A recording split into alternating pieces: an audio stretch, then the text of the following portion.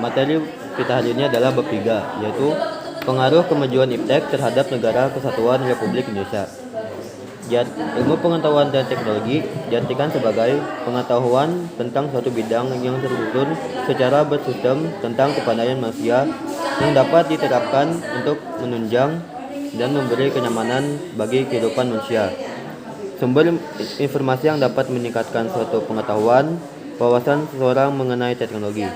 Ada juga menurut Horton dan Chester, ilmu pengetahuan merupakan upaya pencarian pengetahuan yang dapat diuji berdasarkan prinsip-prinsip dan prosedur tertentu dengan menggunakan metode yang bertahap dan sistematis.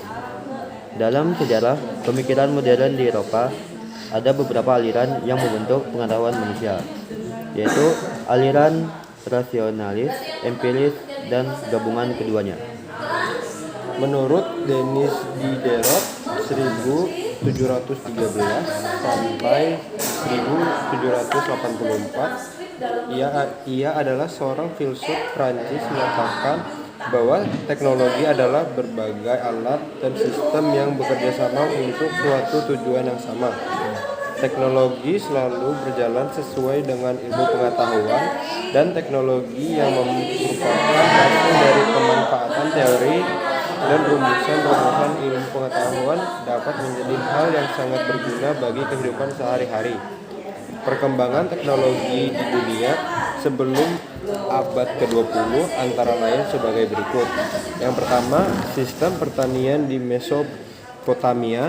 Yang kedua, mesin cetak Gutenberg. Yang ketiga, revolusi industri. Berikut sebagian perkembangan teknologi dunia pada abad ke-20 dan setelahnya. 1. Transistor. 2. Serat optik. 3. Komputer. 4. Internet.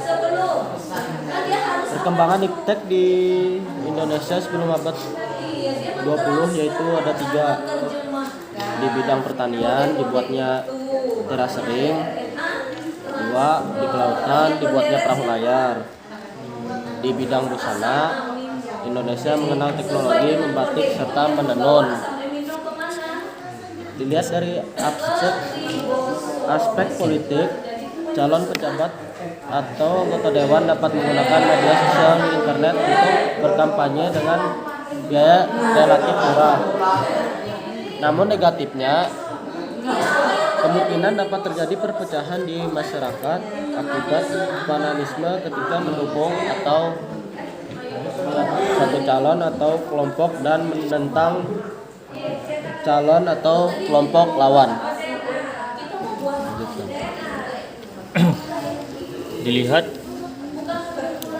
Dilihat dari aspek sosial, budaya, orang mempermudah dalam berkomunikasi dengan orang lain dengan adanya internet. Tapi ada dampak negatif dari hal tersebut, seperti menyebabkan seseorang cenderung menghindari tatap muka secara langsung. Kalau dari aspek transportasi, dapat memudahkan seseorang untuk berpindah tempat. Tapi negatifnya, berbagai sarana transportasi juga mengakibatkan polusi udara. Terus kalau dari aspek teknologi kesehatan, ditemukannya alat-alat bantu seperti mikroskop, stetoskop, pengukur tekanan darah, dan sebagainya. Kalau negatifnya, obat-obatan dapat menjadi berbahaya jika dosis penggunanya tidak berdasarkan ketentuan dokter Atau berlebihan.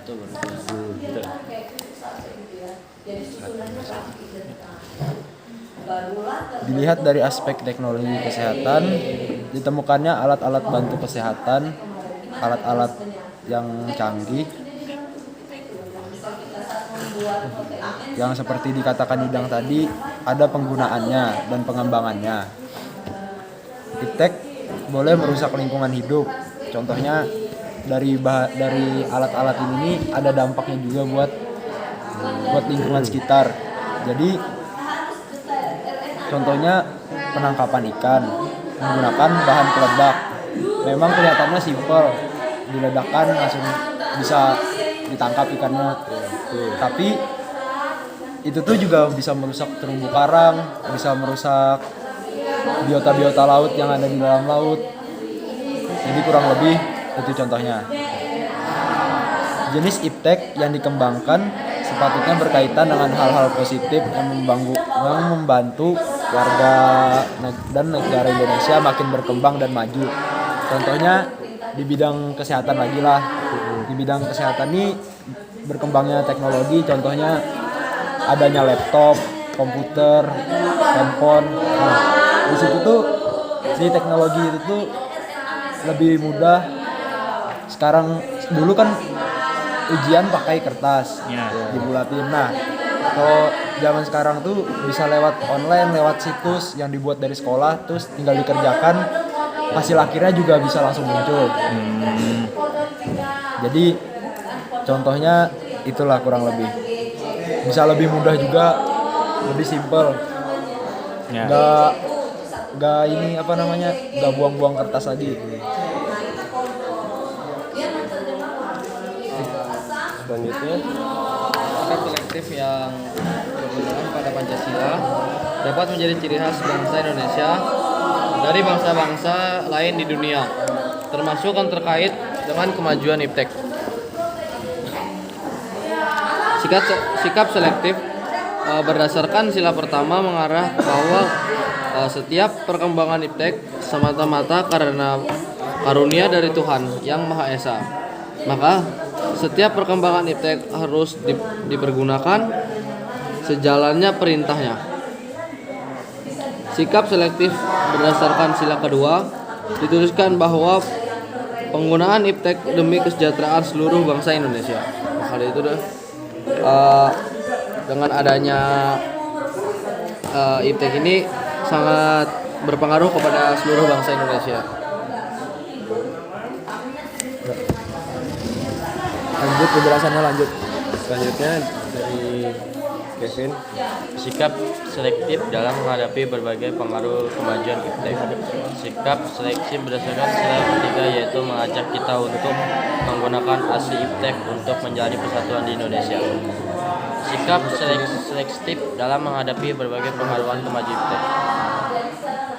Sikap selektif berdasarkan sila keempat mengajak kita untuk ikut serta ambil bagian dalam tugas pemerintahan dengan menjadi pengawasan segala untuk pengembangan dan penggunaan iptek di Negara Kesatuan Republik Indonesia. Sikap selektif dalam menghadapi berbagai pengaruh kemajuan iptek. Sikap selektif berdasarkan sila kelima memberi pertimbangan kepada kita bahwa ketika melakukan inovasi dan penggunaan iptek diperlukan semangat keadilan bagi seluruh bangsa Indonesia. Jadi kurang lebih materi dari bab 3 seperti itu. Mungkin ada yang dari teman-teman semua belum paham atau ada yang mau ditanya, kita saling berbagi pendapat satu sama lain. Ayo.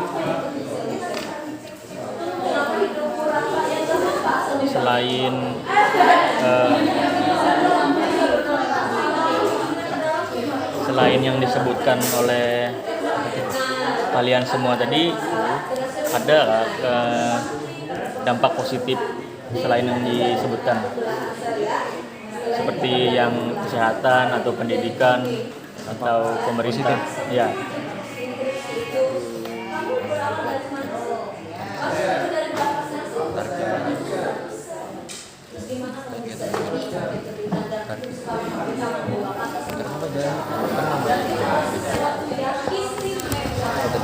Dampak positif.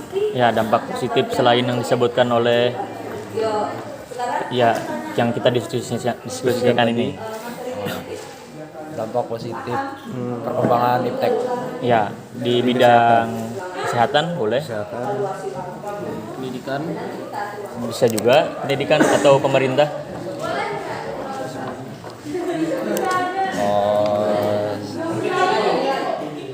Mungkin kalau dari bidang transportasi dengan adanya iptek, yaitu dengan munculnya angkutan umum berbasis online dengan untuk mempermudah masyarakat beraktivitas. Itu menurut saya sih dampak positif dari transportasi ya.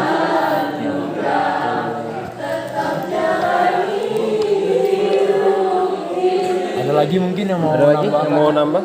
Misalnya tentang Saya dapat dampak positif di bidang pendidikan itu, informasi yang dibutuhkan kita lebih cepat dapat dari internet. Pembelajarannya ya. Habis itu kita dapat mengerjakan tugasnya dengan cepat melalui internet, mengumpulnya langsung bisa langsung mendapatkan nilainya. Betul. Ada lagi yang lain? saya menambahkan untuk di bidang kesehatan, dampak kemajuan iptek tuh bisa dibilang sangat membantu lah. Contohnya untuk bisa mengetahui suatu penyakit itu kan biasa ambil darah. Ya. Nah, biasanya ambil darah terus di ini apa? Dimasukin mesin, ada mesinnya. Ada mesin untuk- Contohnya mikroskop untuk melihat virus apa yang menyerang orang yang sakit ini. Penelitian gitu ya. Ya, bisa dilakukan penelitian lebih cepat lah dari sebelum-sebelumnya. Jadi ada juga untuk alat untuk memeriksa kehamilan pada ibu hamil kan biasa ada USG itu namanya. Itu teknologinya kan bisa langsung melihat bisa melihat langsung ke arah perut lah. Jadi bisa tembus langsung. Dan ada juga Serai gitu, Pak. alat pengukur suhu untuk mengukur apa namanya suhu badan di zaman pandemi seperti ini, itu juga termasuk Scan. ya seperti itu. Ada lagi yang mau Ada lagi yang mungkin mau ditambahkan? ada yang mau dibahas atau ada yang mau belum paham, bisa saling berdiskusi.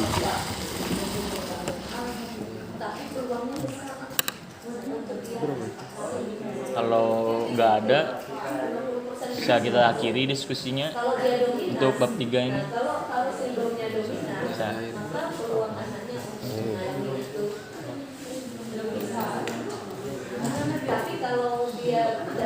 Ada lagi yang mau berbagi pendapat? Cukup.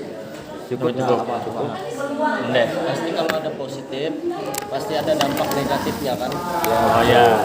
Dampak negatifnya itu apa aja? Dari yang Dalam bidang Bidang apa dulu? bidang apa? kesehatan dan pendidikan.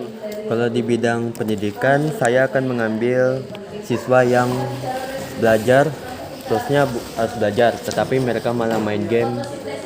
Itu mungkin Di jam pelajaran ya, Malah sibuk dengan HP-nya. ya, Mungkin juga dengan adanya HP juga, apalagi di zaman sekarang pasti aja anak-anaknya muda tidak jauh dan tidak bisa kita bohongi lagi, pasti bermain game kan.